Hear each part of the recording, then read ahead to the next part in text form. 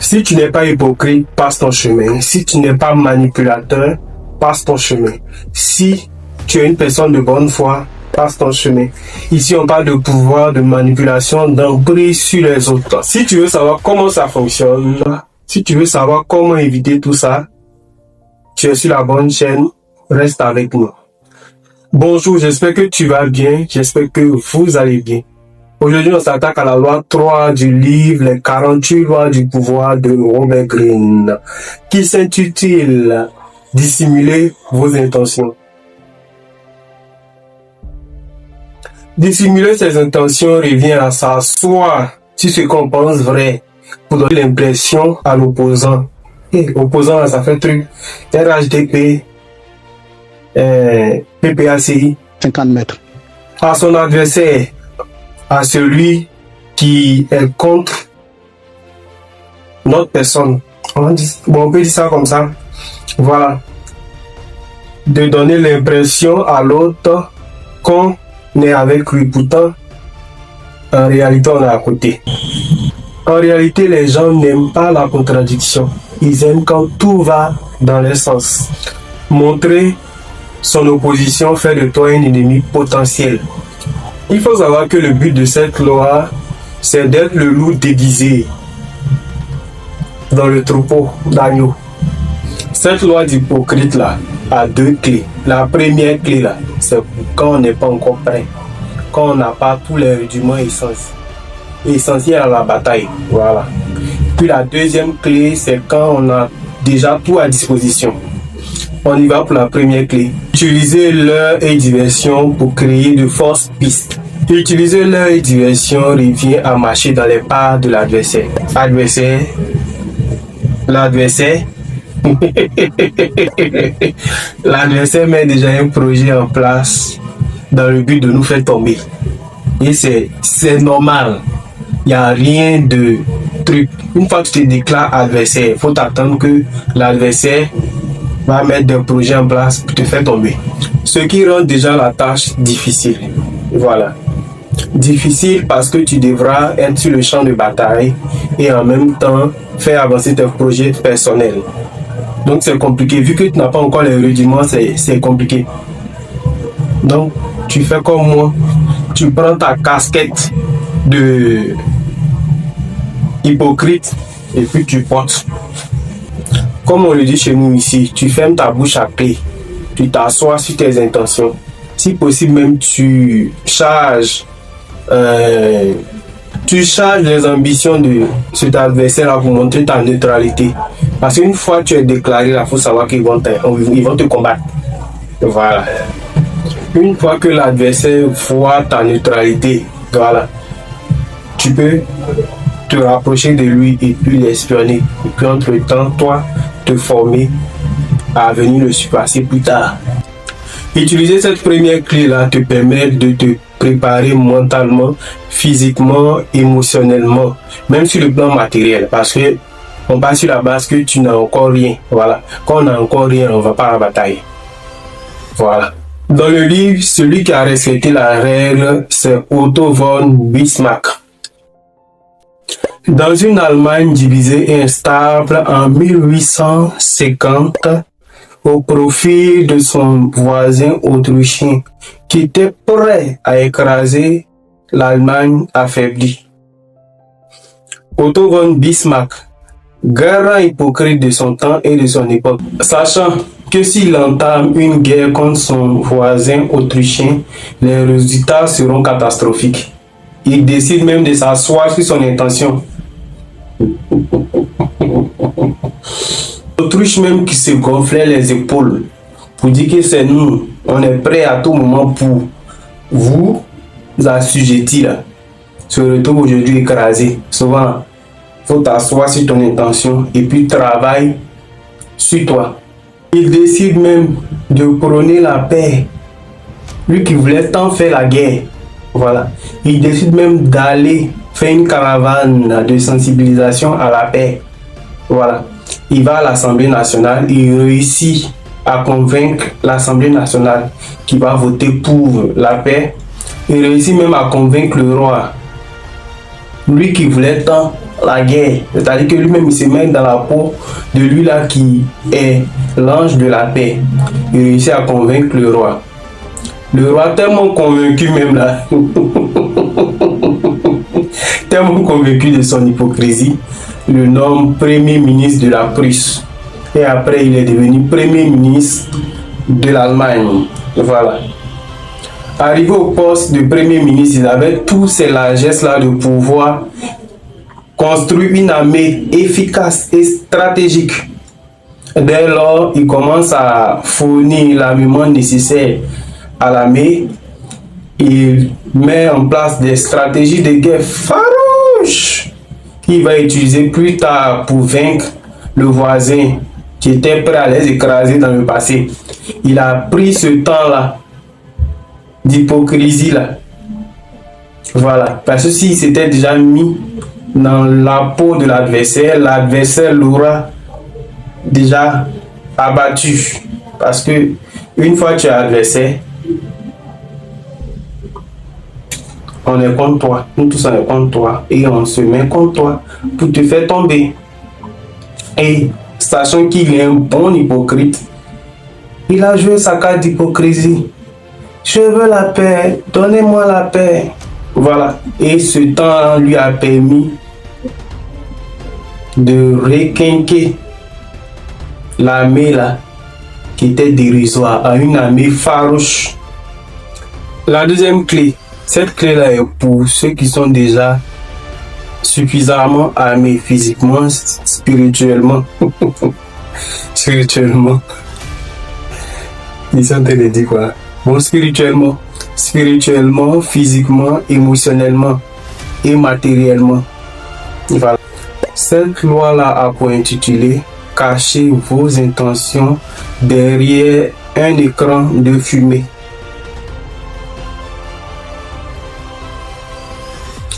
Créer un écran de fumée revient à se rapprocher de l'adversaire avec un air familier. Voilà. Tu vas pas aller avec un sourire détaché. Voilà. Tu vas, ah, bonjour, comment tu vas? Ça va bien? Ah, tu es gentil. Voilà. Quand tu arrives à te familiariser avec l'adversaire, tu mets une supercherie en place. La supercherie est basée sur une chose que l'adversaire aime. Si c'est la musique, tu lui offres la musique. Si c'est l'amour, tu lui offres l'amour. Voilà.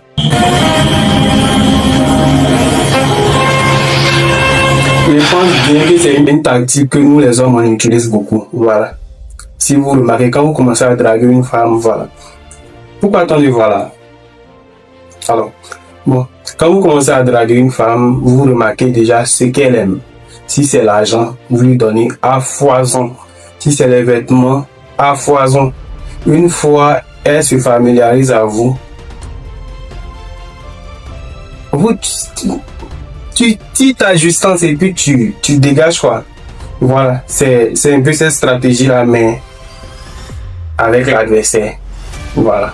Revenons à mon mouton. Une fois que la cible est dans votre main, vous lui emmenez là où vous voulez. Voilà. Si c'est pour l'emmener à Gagnoua, vous l'emmenez à Gagnoua. Maintenant, quand il baisse sa garde, vous frappez là, frappez fort. En réalité, les gens sont attirés par ce que vous pouvez leur offrir et non pas parce que vous pouvez les enlever. Voilà. Donc, venez les bras chargés. Dans cette super chérie là, on vient les bras chargés pour se familiariser avec l'adversaire. Voilà. C'est-à-dire que tu as déjà tout en place. Donc, tu viens les bras chargés pour... Voilà. Dans le livre, celui qui a réussi à mettre en place l'écran de fumée, c'est Haïlé Sélassié. En 1920, le chef militaire Haïlé Sélassié réussit à unifier le pays pour une première fois après des décennies de tumulte. Il décide de se proclamer roi. Pour cela, il invite tous les chefs de guerre à venir prêter allégeance. Allégeance ou allégeance? Allégeance, voilà. Allégeance et le reconnaître roi. Tous les chefs de guerre des différentes provinces sont venus lui reconnaître son statut de roi, sauf Bachar, seigneur de guerre du Sidama. Il reprochait à Haïlé Sélassie qu'il était trop faible pour être roi. C'est pourquoi il refusait à chaque fois. Voyant que Haïlé Sélassie insistait à plusieurs reprises, Bachar décide de répondre favorable à l'invitation de Haïlé Sélassie. Mais il dit, si je viens là, c'est avec mes conditions. Voici mes conditions. Je vais envoyer 10 000 soldats qui vont être postés à 5 km du palais. Et 600 autres vont rentrer avec moi. Le roi dit, ok, viens avec. Il n'y a pas de souci. Bachar, lui, de son côté, il savait que les banquets étaient organisés pour capturer les chefs rebelles qui étaient contre le pouvoir en place. Arrivé le jour de la réception, Bachar rentre dans le palais avec ses 600 hommes et les 10 000 autres campés à 5 km du palais. Arrivé, Haïlé Sélassie même se fait pétir. Il organise ce banquet là même là, où il y avait des chants qui chantaient les éloges de Bachar. Voilà. Bachar aimait, voilà, il aimait qu'on l'encense. Voilà. Il y a eu tout ce qu'il fallait pour l'encenser. De son côté, il savait que les banquets étaient organisés pour attraper les chefs rebelles qui étaient contre les pouvoirs. Donc il était sur sa garde. Il y avait une salve de soldats qui tiraient pour montrer même la bravoure du guerrier. Une salve opulente. Quand le banquet fut fini, il retourne là où il avait laissé son armée de 10 000 têtes. Arrivé là où il avait laissé ses 10 000 hommes, il trouve rien. Il n'y avait que le camp en feu et des hommes dispersés. Revenons quelques heures en arrière. En effet, quand il était au banquet, Haïlé Sélassie avait envoyé une troupe qui est passée sur un autre chemin. Voilà. Pour aller détourner les intentions des soldats campés à 5 km de lui. Il les avait offert or, argent, et pour ça, il devait donner un échange. Voilà. Il s'est entendu, voilà encore. En échange de l'or et l'argent, les soldats de Bachar devaient donner leurs armes et partir loin du camp. Et c'est ce qui a été fait. Bachar, tellement il était turlupiné par cette phase qu'il n'a pas vu venir là, décida même de se diriger vers le sud et de se rendre moine. C'est-à-dire que tellement c'était chaud, il a décidé de laisser la guerre parce qu'il n'avait jamais vu un tel élément farouche. Parce que vraiment, lui là c'est un gros hypocrite. Haïlé Sélassie, voilà, c'est un gros hypocrite. On peut dissimuler ses intentions comme ça. On doit retenir de tout ça que dans la chasse au pouvoir, on doit savoir dissimuler nos intentions quand on n'est pas encore prêt. Voilà. Et travailler à côté pour acquérir l'armement qu'il faut et le nécessaire mentalement, spirituellement, physiquement et matériellement. Et même quand on est encore prêt, on doit encore utiliser la ruse, parce que si on montre toujours ses intentions-là peuvent être utilisées contre nous. A contrario, si tu es une personne qui a toujours caché ses intentions et puis après sorti dans l'eau, voilà, tu auras cette image-là collée sur toi, d'hypocrite. Voilà, tout le monde t'appellera hypocrite. Ou bien tu assumes devant tout le monde en disant, moi là, je suis hypocrite. Voilà. Quand tu vas dire ça comme ça, là, les gens, ils savent déjà que tu es hypocrite. Il y a d'autres même qui vont rire, il y a d'autres même qui vont t'admirer, pour t'affranchir encore. J'espère que le message est bien passé, que je n'ai offensé personne.